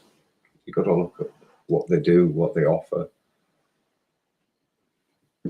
And globally, sporting-wise, they're massive. I suppose, like, it's a fair question. I'd say, so I was going to ask, will they grow? Are they going to get a bigger stake in Leeds? I think it's naive to think they won't. Eventually, I think this is prime for 49ers to get into the Premier League, maybe stay in it for a year or two, get the profit that they hope to get from the endeavour, and then they're ready, tailor-made, to sell it on to a bigger outfit, right? Because Phil Hay and all that was saying they're not in things for the long haul generally. They make their profit and then they fuck off. Yeah, but they understand what they need to do to make that profit. Mm-hmm. And But they take us into the Premier League. Inevitably, they've already made the profit, but I don't think they want to stop there. I think this is going to be at least a 10-year thing with these guys, to get where they want to be. as long as they don't, my theory is eventually there will be a battle. I think there will be a battle over whether they want to turn Ellen Road into the Red Bull Arena or whatever.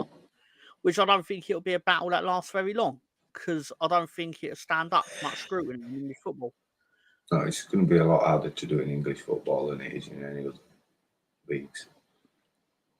And especially at Leeds, because the fans will have it. It's just too much of an obstacle.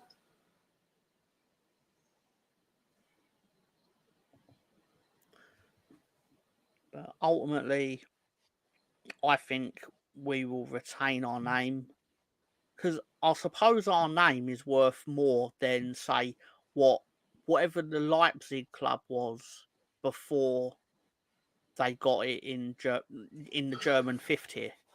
The They were basically Leipzig playing club Football Manager. didn't really. Yeah, the Leipzig club didn't really exist. Leipzig was an empty town in East Germany, and Red Bull seized an opportunity. Basically created Leipzig. It was what they did at Salzburg. They just basically, I think it was in 2005, they just tried to wipe the history out from then on and just create Red Bull Salzburg. But everything opposed that, in the sense of, like, okay, fine, we'll sanction you buying the club, but you will not expunge Austria Salzburg's history. You will not act like your club exists from 2005 onwards. That will not happen. Like, the Austrian FA basically said nope. Yeah. And obviously I think that won't happen. one of them's RB. Is it RB Leipzig? Not actually allowed to be Red Bull, and technically they're under a different company, so that's why they can both play Champions League. Yeah, and they do the same thing. If they took control of us, they'd obviously have to do something different. But you'd never get the RB or the Red Bull in our name. Yeah, because in Germany you have to have, it's something like the fans own 51% of every club, something like that. I don't know the full ins and outs of it, but Red Bull always got around it by saying their votes belong to this group of 10 board members or whatever. And legally, they basically got around the legal system in Germany, which is why all German clubs hate them, obviously. Naturally, understand it, it's fine. But obviously, we're a club that everyone hates anyway, so it shouldn't really make any difference. It's actually my first thought. I did actually put it in the happy hour group chat. My actual genuine first thought was, oh, that's really cool. They own us now. Does that mean we can now write off all the transfer fees that we owe them? I thought it was a fair question. We owe them a lot of money. We owe them money for a player that played 48 minutes in the Championship. I'm sure that's been paid since, but we went to court. They took us to court. They took us to FIFA and the Court of Arbitration of Sport, and then bought us. Essentially, football's weird, Ben. But arguably, all these dealings got us in a room with them. For them to then go, you know what? You've got potential here. I mean, your previous owners don't know shit, because they gave us 18 million for a player that played half a football match. But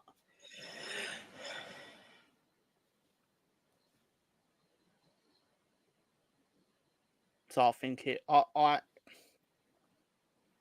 most football teams would bite your hand off for 60 million to put your logo on their shirt, especially in the Football League. I bet all the shirt sponsorships in League One combined don't add up to what Red Bull are going to give us this year and next year. But anyway, that money. Yeah, silly money. Anyway, sorry, back to our natural positions. If you don't mind, I think it's time for the question of the week.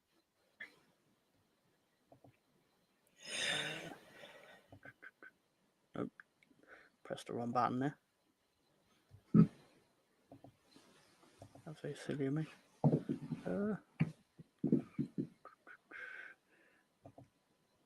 You know what? We'll do the jingle. Kind of liked it.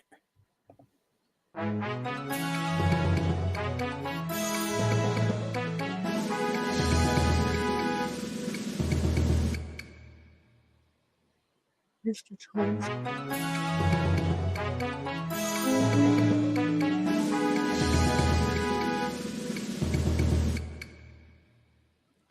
Oh, I'll put it on loop track.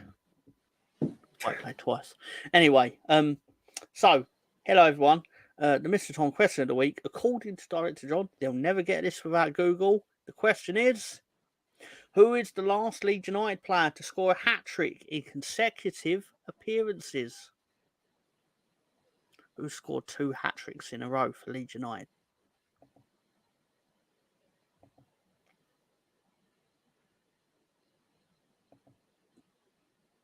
Hasselbank? Nope, it's a long time ago.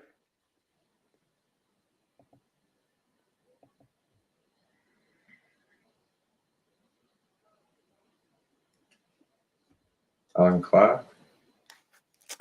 Nope, further back.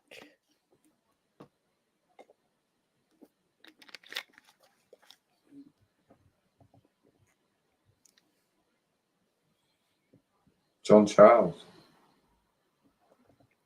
Ding, ding, ding, ding, ding. I wasn't even looking. 1953-54, he scored 4 goals in a 6-0 win over Aston Villa, and then he scored 3 goals in a 4-2 win over Rotherham 3 days later. Sorry, 4 days later. But anyway, I checked. He'd actually scored a hat-trick against Rotherham in the last time he played them the season before as well, which is kind of odd. And also, as a bonus fact, the question is worded correctly. Who is the last Leeds United player to score hat-tricks? Because it happened before that.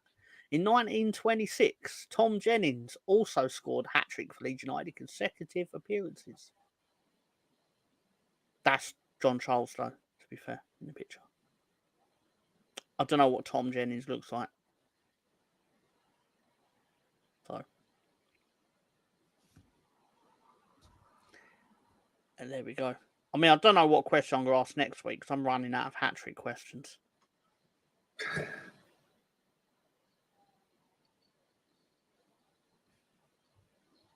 Thank you very much, Russ. Does Russ have a question? Yeah. Do you have a question for us, Mr. Russ?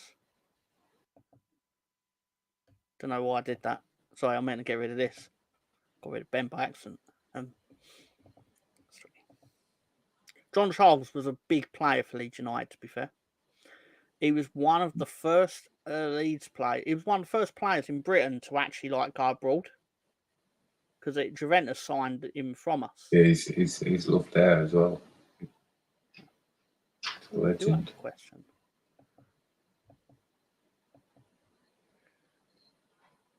I'm ready when you are, Mr. Russ.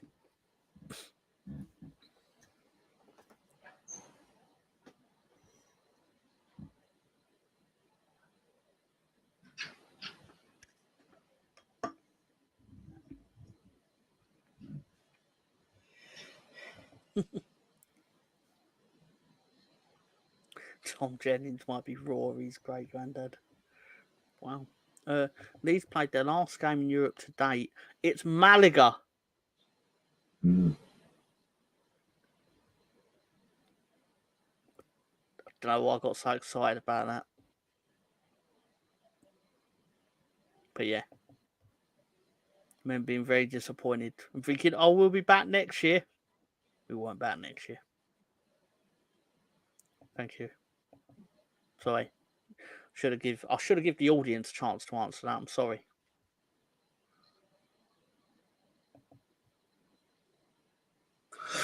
Malaga, damn it.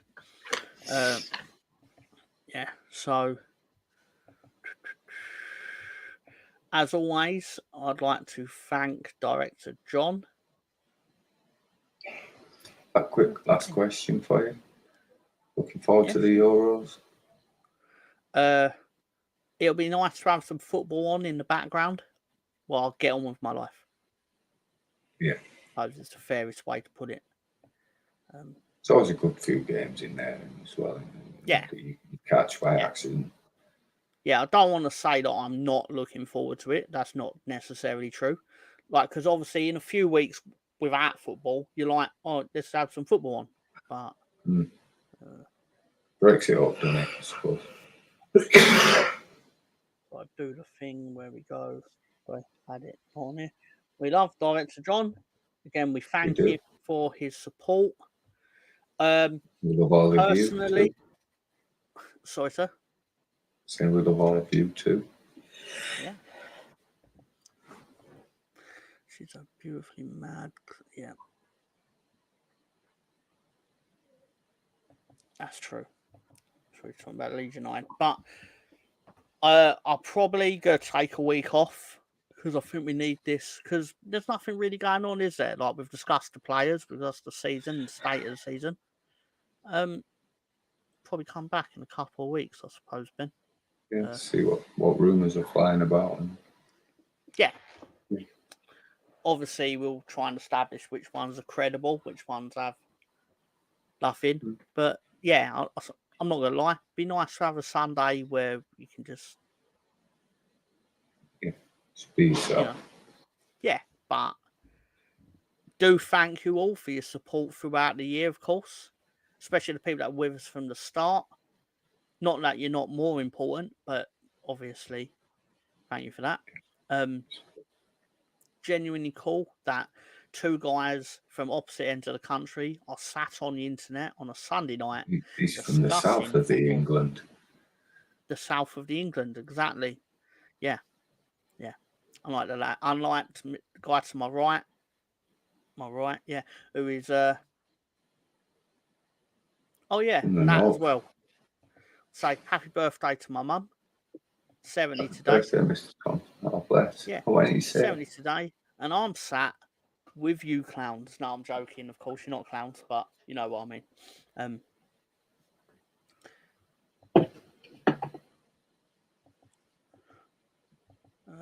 Well, so yeah, in all seriousness, again, thank you. Thank you to Ben for his time on a Sunday night. Thank you. John for his time on the weekends and midweek. Which ones of Tom's kids' birthdays? Not true. Not true. My actual mother. Tom needs a transfer to become manager of the Yorks division. Thanks eternally to Bandi as well. Rest in peace. Yeah. So we have a better season for him next year. Free up, wrestling, Mr. Tom, skin up, Ben. Cheers, lads. Thank you for your time, Glenn. Thank you. I'm standing snap. The podcast is not ended. It's not a podcast. The show is not ended. I just want a week off to recharge after the season. I personally don't think that's unreasonable. It'll get a lot easier in future because I'm not going to be doing like all the slides and stuff of like tweets and stuff. I'm going to watch the games and we'll just discuss the games. We'll see how that works out. But I will find your tweets for the dipshits. The dipshits. Yeah. And the memes and because stuff. unfortunately, guys, unfortunately, we do have another season with them. No, you're right. I literally part of the biggest part of the season that upset me about losing at Wembley was we lost the Southampton won the race to get away from Hinchcliffe and Goodman. Basically, congratulations to Ipswich, congratulations to Leicester. You're going to have subpar Premier League commentary, but I don't know who by, but. Because no one really likes commentators, no matter who they are. But we really don't like those commentators. The biggest thing that I learned from doing the dipshit segment is that everyone thinks they're biased against their team. The amount of people that think Goodman's biased for Leeds, it'd shock you. Because I don't put, obviously, I do like a top 5 for each of them. But there's a lot of people that think he's a Leeds fan, even though he is a Leeds fan. But anyway, thank you, John. That reminds me to thank Lolo for the thumbnail for this week's show. It was a really cool thumbnail. Yeah, it was. Yeah. I said it to you because I initially thought Ben made it, and then I thought more about it, and I was like, I'm pretty sure this is a Lolo thing. But I didn't want to be horrible to Ben by suggesting it. So I sort of asked Ben, like, oh, how'd you make the thing? And he went, oh, Lolo made it. I was like, Here you go. there you go. Yeah. No. Obviously, really cool. But thank you, Ben, for sorting it out. Because I never sorted it out. Ben sorted it out. I didn't do nothing. I essentially took the week off. Yeah. It's not true. Anyway. What happens at Euros? I called it the Lolos. What happened to the Lolos? Anyway, members. Yeah. Okay. There are people that think that, Jimmy. Now they're out of team. There you go. No, but seriously, Ben, anything you want to say to your fans? Thank you. See you in 2 weeks. Have a good night, everyone.